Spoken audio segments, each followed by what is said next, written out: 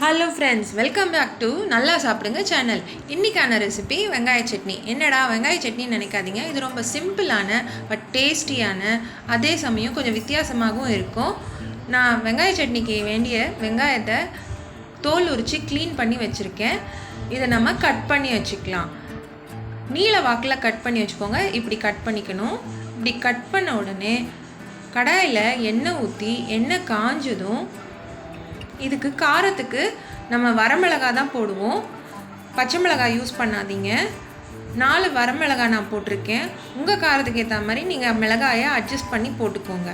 நம்ம இதில் வெங்காயம் மட்டும்தான் சேர்க்குறோன்றதுனால அந்த வெங்காயத்தோட ஸ்வீட்னஸ் வரும். அதனால உங்கள் காரத்துக்கு நீங்கள் எவ்வளோ போடுவீங்களோ அது கூட 1 மிளகாய் கூட போட்டுக்கோங்க. இப்போது மிளகாய் நல்லா வறுபட்டு வந்ததும் நம்ம கட் பண்ணி வச்சுருக்கிற வெங்காயத்தை சேர்த்துக்கலாம். ஃப்ரெண்ட்ஸ், நல்லா கேட்டுக்கோங்க. இதில் வெங்காயமும் மிளகாவும் உப்பும் தான் இன்க்ரீடியண்ட். கடைசியாக நம்ம நல்லெண்ணெய் சேர்ப்போம். அதனால் இந்த வெங்காயம் எவ்வளோ நல்லா பதமாக வதங்குதோ அதுக்கேற்ற மாதிரி தான் இந்த வெங்காய சட்னியோட டேஸ்ட் இருக்கும். பாருங்கள், ஃபஸ்ட்டு ஸ்டெப். இப்போ வெங்காயம் எல்லாமே கண்ணாடி மாதிரி ஆயிருக்கு. இதுக்கப்புறம் இன்னும் நல்லா வதங்கணும். நான் ஸ்டெப் பை ஸ்டெப் காமிக்கிறேன். இது கண்ணாடி மாதிரி ஆகிற பதம். இதுக்கப்புறம் கொஞ்சம் லைட் ப்ரௌனாக மாறும். பாருங்கள், இப்போ பாருங்கள், கொஞ்சம் லைட் ப்ரௌனாக மாறி இருக்குது வெங்காயம். அடுப்பை நிதானமான தீயில் வச்சுக்கோங்க. ரொம்ப ஹைலையும் வைக்க வேணாம், ரொம்ப ஸ்லோலையும் வைக்க வேணாம். கலரி கொடுத்துக்கிட்டே இருங்க. இந்த லைட் ப்ரௌன் நல்லா டார்க் ப்ரௌனாக மாறணும். டார்க்னா தீஞ்சு போகிற மாதிரி இல்லை. நான் காமிக்கிறேன் பாருங்கள். வெங்காயம் வதங்கும் போது நல்லா வாசனை வரும். பாருங்கள், இதுதான் பதம்.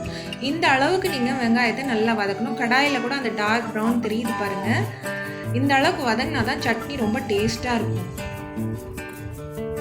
அப்புறம் ஃப்ரெண்ட்ஸ், முக்கியமான டிப், இந்த வெங்காயம் வதங்கும் போது உப்பு போடாதீங்க. இந்த வெங்காயம் அப்படியே வதங்கட்டும். உப்பு போட்டு வதக்குனீங்கன்னா அதனோட டேஸ்ட் மாறிடும். ஸோ வெங்காயத்தை மட்டும் வதக்குங்க. நம்ம அரைக்கும் போது உப்பு சேர்த்துக்கு. இப்போ வெங்காயம் நல்லா வதங்கிடுச்சு. இதை அரைக்கிறதுக்கு முன்னால் நல்லா ஆறணும். அந்த வெங்காயம் ஆறுறதுக்குள்ளே நான் இட்லி ஊற்றிட்டேன். இந்த சட்னிக்கு இட்லி தான் பெஸ்ட் காம்பினேஷன். அதுக்கப்புறம் தோசையும் நல்லாயிருக்கும். நீங்கள் எப்படி வேணாலும் ட்ரை பண்ணுங்கள். இட்லி வேகட்டும். இப்போ நம்ம வதக்கி வச்ச வெங்காயத்தை மிக்சியில் போட்டு அரைச்சி எடுத்துக்கலாம்.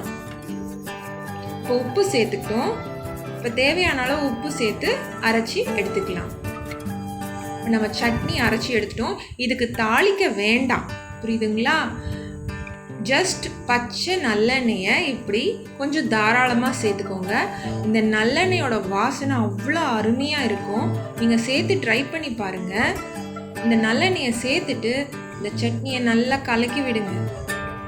இப்போது ரொம்ப ரொம்ப டேஸ்டியான சிம்பிளான வெங்காய சட்னி சூப்பராக ரெடி ஆகிடுச்சு. கூடவே நம்ம இட்லியும் வெந்துடுச்சு.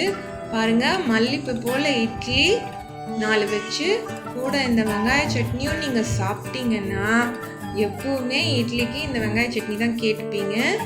நீங்கள் ட்ரை பண்ணி பார்த்துட்டு எனக்கு கண்டிப்பாக சொல்லுங்கள் ஃப்ரெண்ட்ஸ். இந்த சட்னி அவ்வளோ சூப்பராக இருக்கும். அதில் நல்லெண்ணெய் ரொம்ப முக்கியம். அந்த நல்லெண்ணெய் வாசனையோட இட்லியோட அந்த சட்னி சாப்பிடும்போது ரொம்ப டேஸ்ட்டாக இருக்கும். என்ஜாய் பண்ணுங்கள். உங்களுக்காக எங்கள் வீட்டில் செய்கிற வெங்காய சட்னி.